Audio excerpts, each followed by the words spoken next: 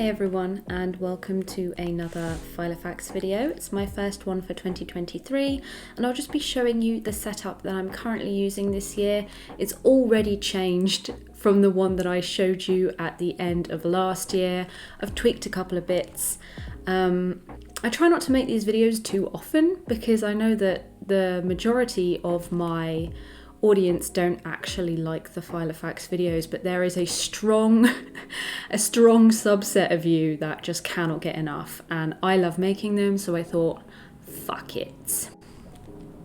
As well as looking at the diary that I'm using at the moment, I thought I would also show you comparisons in my 2021 archive and my 2022 archive, just the different ways that I've adapted it over time as per your request. I also have kind of a special thing to show you today as well. I was recently sent the Astrological planner from Magic of I, and my god, she is a beautiful thing. And even though I will mostly be using my Filofax for the day-to-day, there is stuff in here that is very compelling to me, and I think that I'll either use them in my journal going forward or I'll try and implement them into my Filofax going forward. So I'll show you a couple of those as well, and we can revisit them in future videos and see how they've worked, if at all.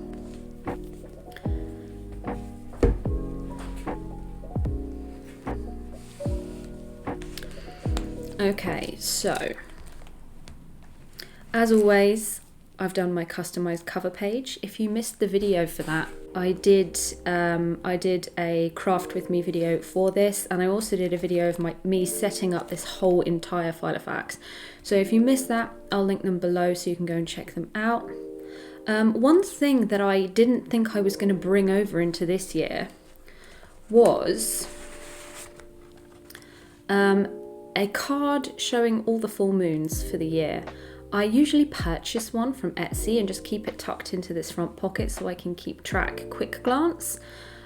But I received this as part of my gift package with the Magic of I planner, and it's beautiful. It's gold holographic, like spot foiling.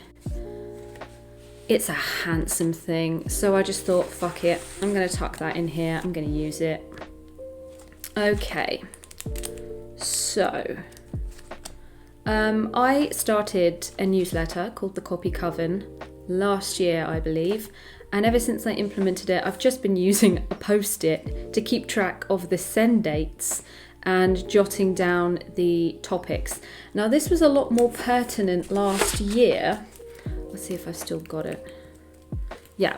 When I actually had the ideas ready to go ahead of time so that I could keep track of the topics. I am not quite so inspired and organised this year, but when I am, I'll be adding those in, and it's just a quick reference rather than having to skip through the months to see what's going on. I've just got a little thing here.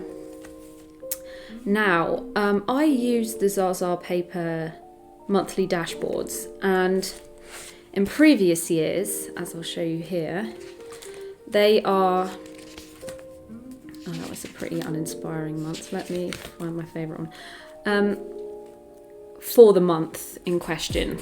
So it has September. It's already numbered the thing for you. It's already set out and ready to go.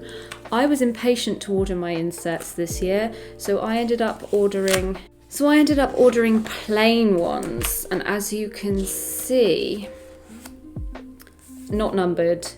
There's no month up here. It's a completely blank slate. Which at first I was kind of like, oh, this is kind of annoying.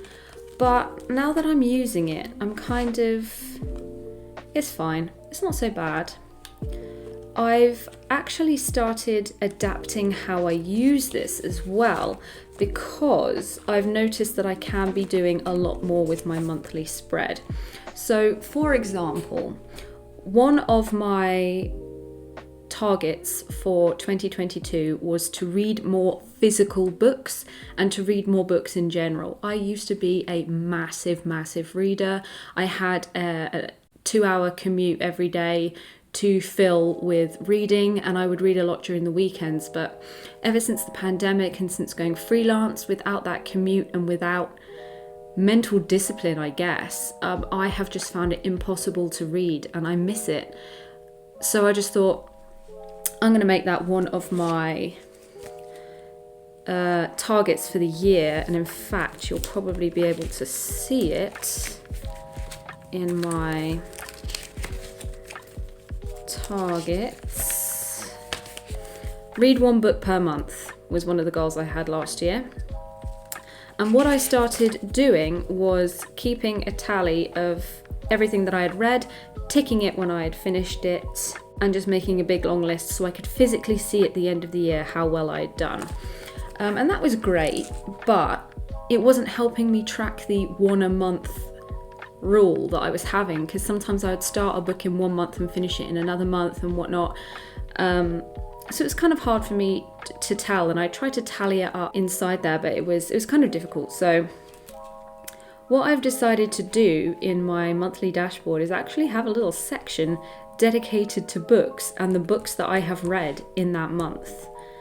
And also, to help keep myself feeling excited about the whole thing, I've actually put a reading list in my notes section of all the things in my pipeline that I'd like to read in the future that I'm excited to start exploring, so that I've always got kind of a wish list here.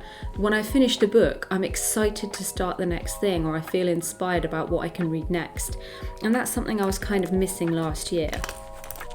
Now, after implementing this little section, I realised that I could be doing more with this whole area.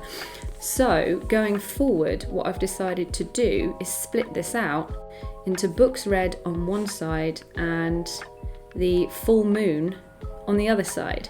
So February is the quickening moon, and here are all of the kind of magics or focuses that you would do within the month of February correlating to that full moon. And that's been really helpful for me in my witchcraft practice, to just make sure that everything I'm doing is aligned, rather than having to dig through and try and find the information in my book of shadows or, you know, on the internet every single month and having to keep reminding myself. It's just right here and it's easy to see. Now again, with these dashboards, you can see that I customize them quite heavily. This is a blank one, and the to-do list is massive, and I don't need that much space. So what I like to do is get a plain white sticker, just your basic average stationery type shit.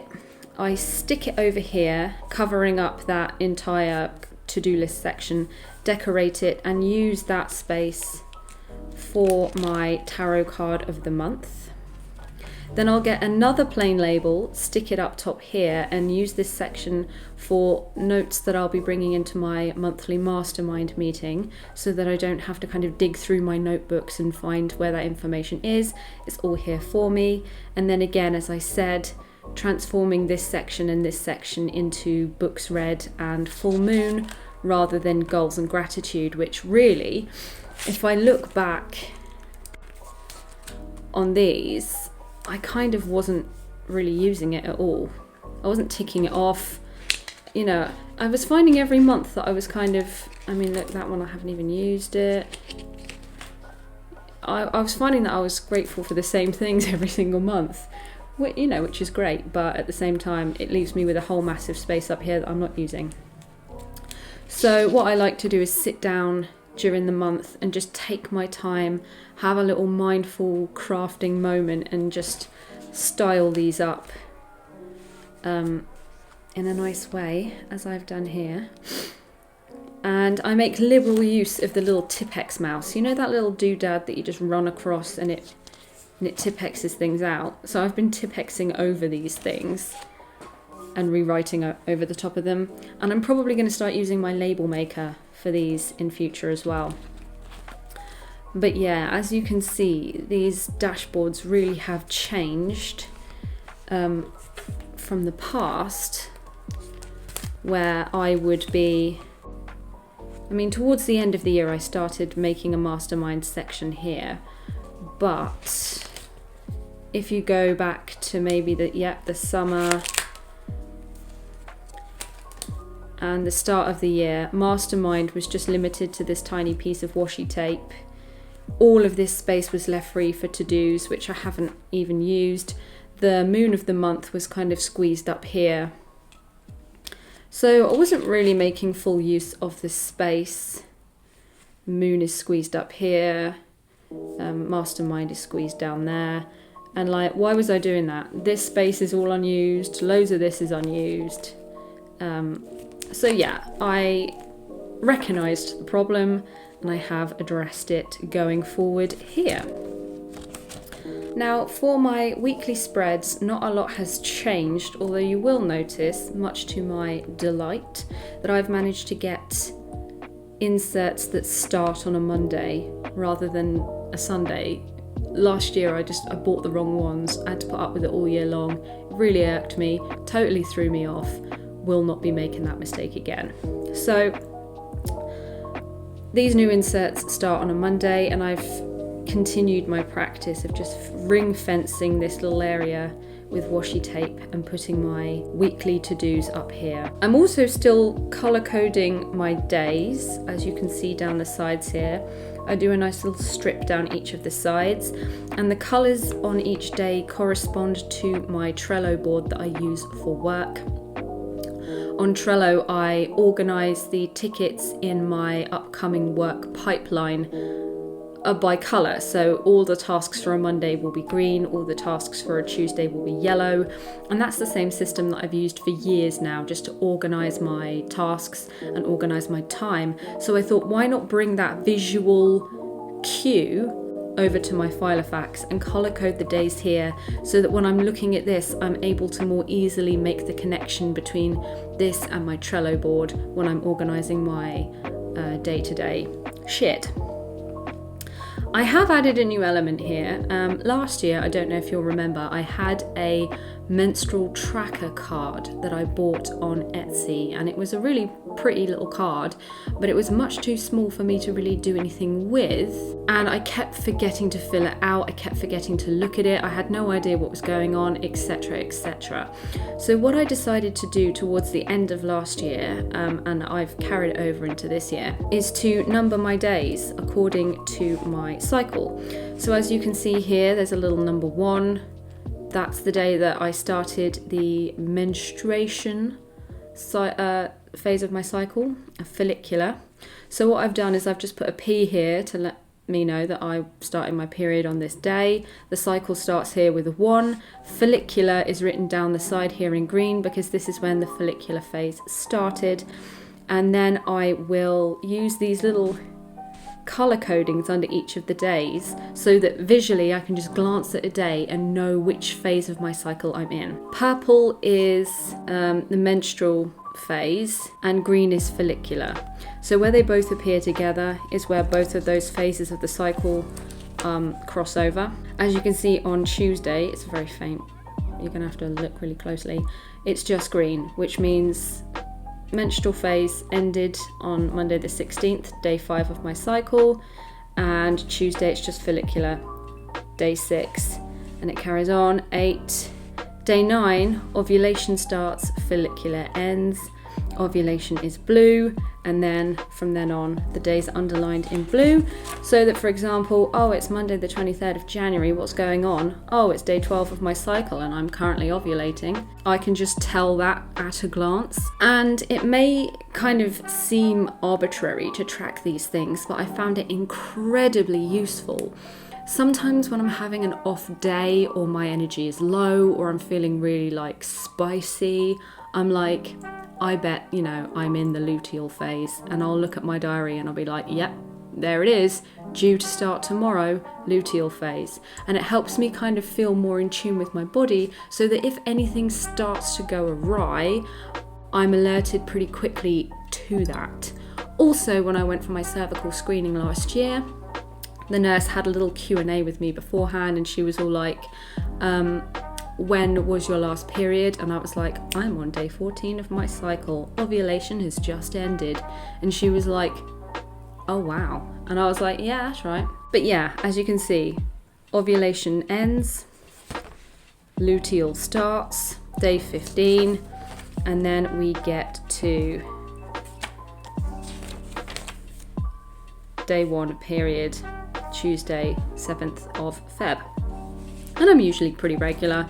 So, I mean, that's why I write it in pencil. Sometimes if there's a bit of give and take and I have to kind of extend my cycle or reduce it, I'm not messing up my diary. I can just rub it out nice and easily. I have a new bookmark. This was a birthday gift from Rosie Quinn. She's got an Etsy shop that I will link below. It's really lovely velvet lamination. It feels amazing. And I've just popped that there alongside Adam Driver. I have stopped using stickers. I used to have like little, allow me to find them, little stickers here. I've stopped using those. I don't know why. Also, if things get moved around, I hate messing up my diary, so I've started writing them in pencil so I can rub them out. Okay, so moving on to the notes section.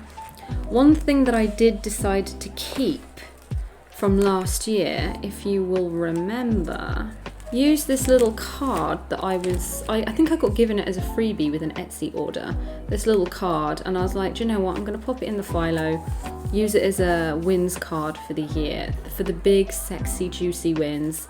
I'm going to use that.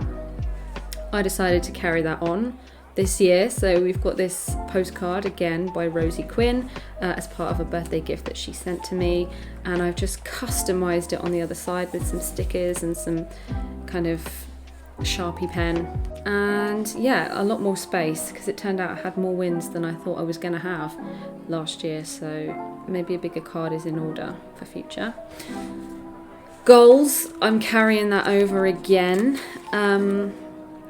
I did find that really, really useful last year. And I'm happy to say that I did tick off quite a few of my, in fact, almost all.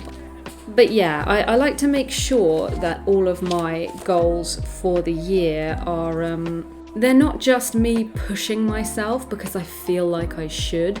They're all things that I want to do because they are things that will make me happy. These are all things that I really want to do, and so it's not a chore for me to go ahead and make moves to make those things happen. I would like them to happen, and if they don't, well then maybe I didn't want it that much, or maybe something got in the way, I don't know, but I'm never going to be hard on myself. I'm always going to choose things that I really want to do and push myself in a nice way. Right, so notes section, as I said, reading list, wish list. Always got to have a wish list in my Filofax. I will always have a little store of beautiful things that I cannot bring myself to spend money on. So if you ever want to buy me a gift, I know what I want, just ask me. I will allocate you something within your budget and I will be delighted with it. Rolling to-do list as well. I like to have a master to-do list of things. I just find it's really satisfying to tick it off, and so I don't lose track of all of those little kind of bits and bobs that I need to get done. Now for my finances, I've actually gone rogue. So I have these expenses inserts that I purchased on Etsy and downloaded so I can print them out every single year and fill them and punch the holes myself. For some reason I didn't choose to get fancy paper for this, and I really wish I had, because this is so flimsy, but that's beside the point. So what I did, and annoyingly enough I only did this on one half of the PDF rather than both halves, so don't look at this. I covered over the existing text and added in my own text. So what I'll usually do is list out all of my bills in this middle column, how much they are here, and then as they come out of my account, I check them off. So at any given time of the month, I can look at this, have a look through, calculate how much more I owe in my bills versus how much I actually have in my account, and kind of make a fair assessment about how much extra I've got to spend or save. Now I only use this for my current account, the account that my bills come out of, because I have a separate account that I put my spending money in for the month. I give myself a set amount of spending money on one specific card. That's where all my treats come out of.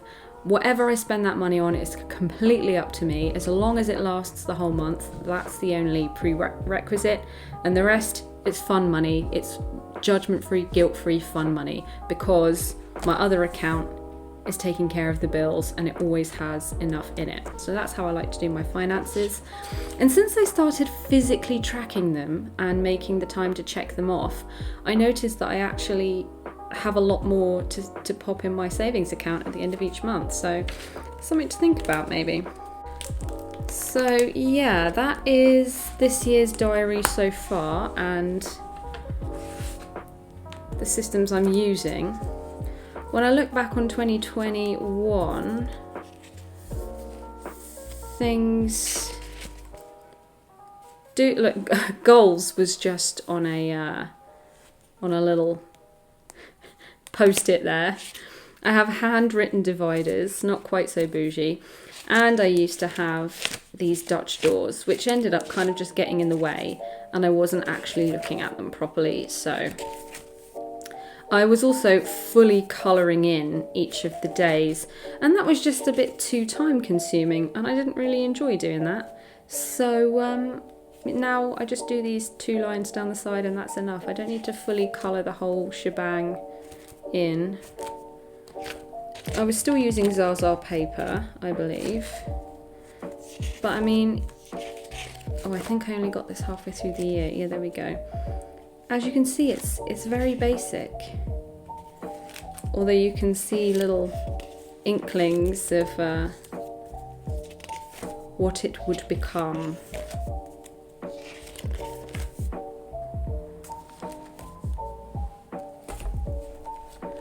Now looking at the Magic of I planner. I mean, this thing is stunnerama. It's got loads of astrological references, a moon planting guide. It's got phases of the menstrual cycle and different things to do on different days. It's got a whole section on mushrooms, like what?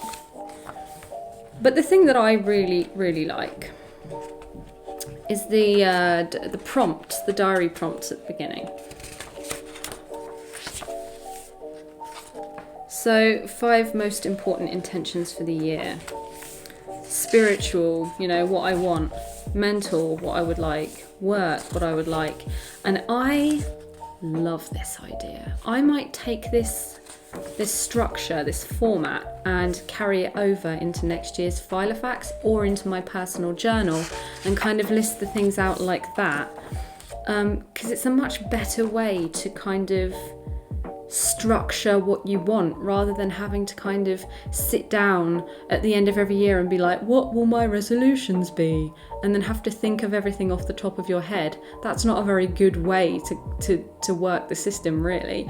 I think that you should probably be thinking of this, thinking of what you want throughout the year, which is why towards the end of last year I started to make kind of a list that I would add to occasionally whenever something came up, and when I was like, I'd really like to do that, I'm going to add it to the list.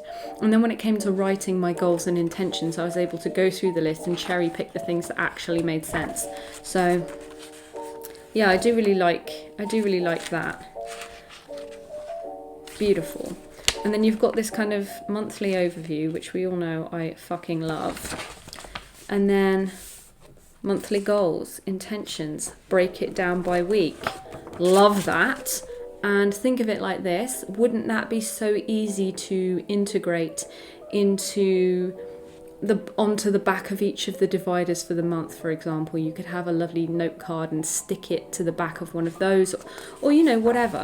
So I actually think that's a really great idea, and I would like to carry that over.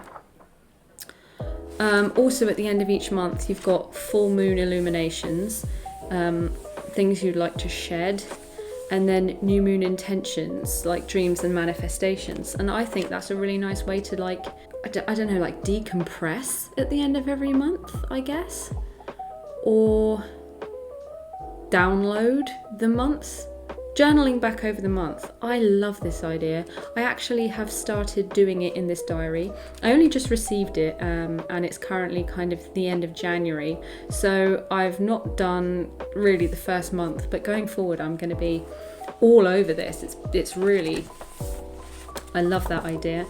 And then kind of an end of year review, which I think is fantastic. And what else is great about this? It's got this little secret pocket in the back. 2 tags and a doodad. Yeah, love this. And there's a lot of great ideas in this that I would love to carry over. So this was supposed to be a casual flip, and I'm just looking at my recording device and it said like half an hour, so I'm gonna have to edit quite a lot out of this. Soz. Hope you enjoyed. If you've got any questions, leave them for me in the comments below. Any of the creators or brands that I've mentioned in this video will be linked in the description box for you in case you want to go and check them out. I'm not sponsored by any of these. I haven't been gifted any of this stuff. It's all just stuff that I really, really like. Well, actually, technically I was gifted this, but I wasn't gifted this as part of a sponsorship. It was just a gift. So yeah, I'll see you back here, same time, same place, in 2 weeks for more Kiss My A's. And if you really fancy a bit more planner, crafting, scrapbooking, Filofax content from me, come and find me on TikTok. I'm over on TikTok. I do a casual little flip through every so often of the diary, and I will be doing some craft with me's. So go and find me over there, mate. Until then, take care and peace out.